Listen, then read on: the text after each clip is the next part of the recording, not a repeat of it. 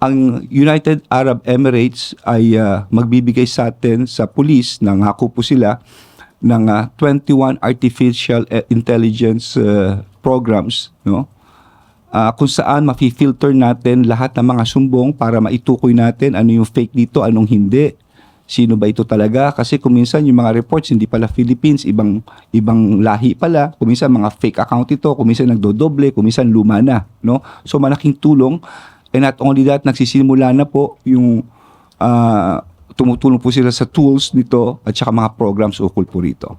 Itong AI na to, it could filter itong lahat ng report. Kasi kung minsan may cyber patrolling na tinatawag eh. Itong cyber patrolling, titignan mo lahat ng mga web, pati sa dark web, no? Pero kung minsan, bato lang sila ng bato, kung minsan nagdodoble yan, kung minsan hindi naman Filipino, mga ibang lahi pala, mukhang Filipino lang, no? So kung mapi-filter at matuturo mo kung saan kaagad dito at hindi lamang yun, dapat maano rin natin yung saan nagbabayad dito, no? Importante sa lahat yung kung saan nagbabayad, no?